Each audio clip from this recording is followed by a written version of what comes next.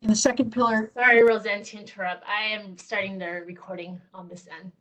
Apologies.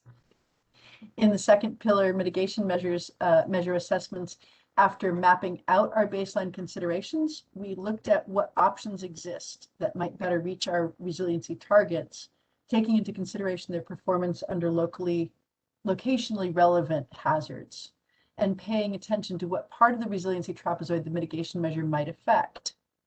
Within this assessment pillar, we look at what the costs are in relationship to the measure's ability to respond to the pertinent hazard events to meet resilience targets.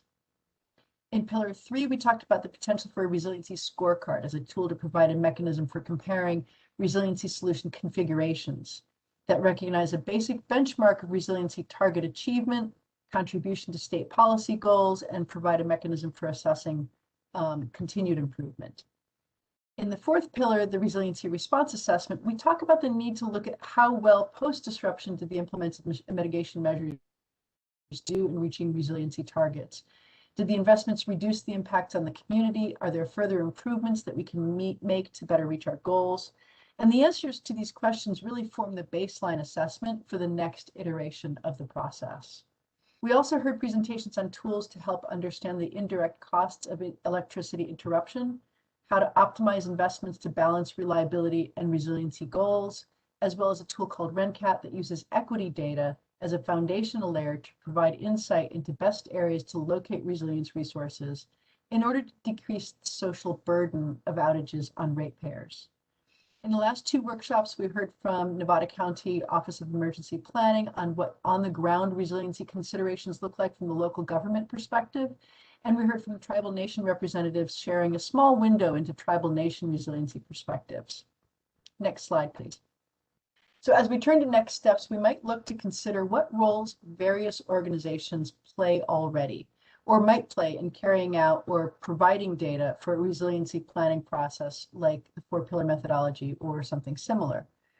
While we know there may be some overlapping or complementary jurisdiction between organizations, there are also gaps. So the next few slides, we've loosely gathered a list of some of these organizations and grouped them into community aggregation of information and planning resources, procuring and administering the distribution of energy, and regulatory agencies.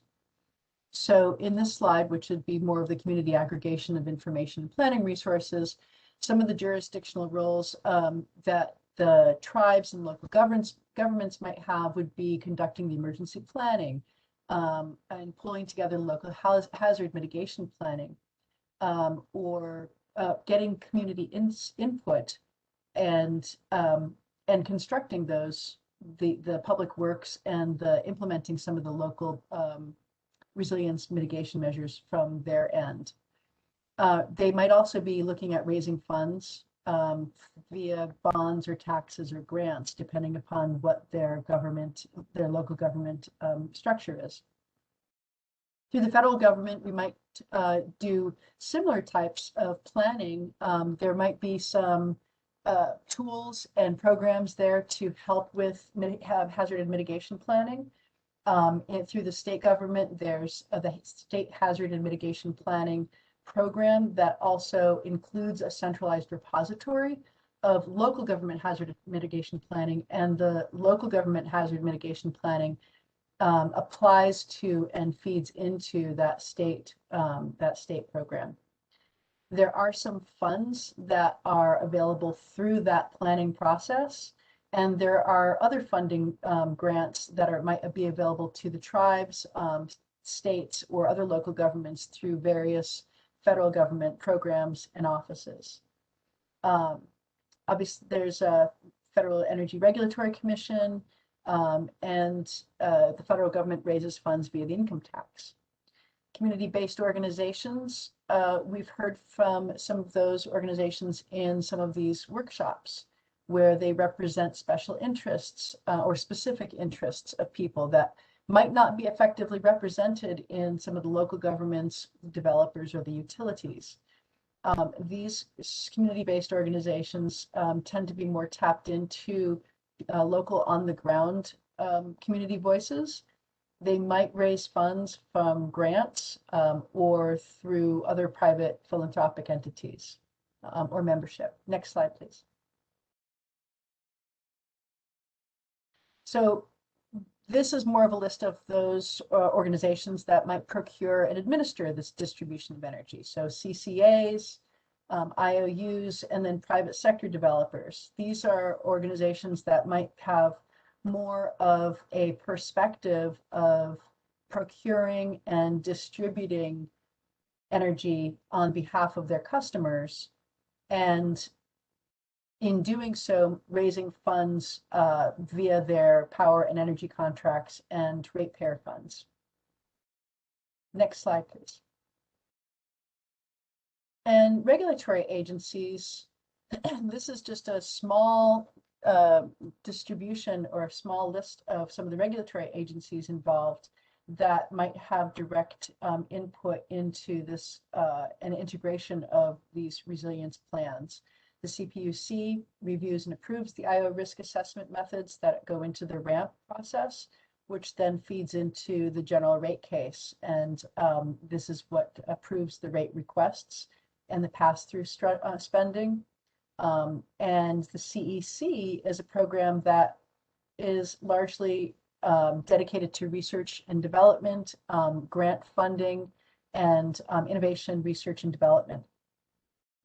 The Governor's Office of Planning and Research has a number of different programs underneath it. The most related to this process might be the Integrated Climate Adaptation and Resiliency Program, which is currently looking at what kind of resiliency metrics might be important and necessary to track and then potentially hold as a database for public access. California Air Resources Board establishes the rules setting the state's emission standards, and the more local air pollution control districts and air quality management districts feed into the California Air Resources Board. So when we're looking at these jurisdictional roles of tribes, this is just a review of their roles. And as we move on, we want to start to talk about, as we're talking about the next steps for our resiliency discussion, what I want to have in mind is how some of these agencies might be able to contribute and be coordinated. So next slide, please. So we're going to go into our discussion part of the meeting today. Most of this meeting today is intended to be discussion amongst us and talking about some of the existing roles and activities that might be able to feed into wrapping this resiliency planning into our current processes, identifying who is doing what currently and how we can not necessarily be redundant in our efforts, but more efficient in our efforts. And how do we fill the gaps?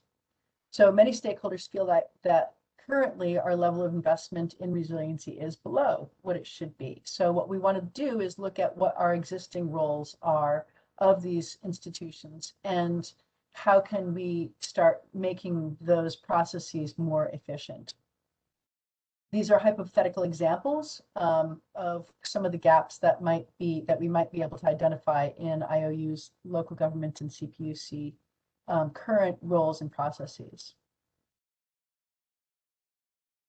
Let's move on to the next slide. This discussion, the discussion, we're going to open it up to questions, and if you'd like to raise your hand at the bottom of your, if you can go back one slide, at the bottom of your screen, there should be a hand. You can raise your hand to ask questions or to answer some of these questions and participate. I welcome having the members of the group talk to each other, answer other questions, bring up other considerations as we go through some of these questions. Next slide, and go to the next one after that. There you go. So the first set of questions I'd like to have us consider is the coordination of these roles. How can we coordinate the various roles of tribes and local governments, federal and state local agencies and utilities in resilience planning and investment? And that also might feed into the next question after that, which is which are ways in which we can enhance the data sharing to facilitate better coordination between these groups. And if you would like to make a comment or put comments either in the Q&A, but if you're raising hand to speak, if you could identify your name and organization that you're coming from, that would be great. Do we have anybody who would like to kick off some of the discussion, some of the considerations and thoughts around these questions? Roseanne, I'm going to stop the recording on my end now.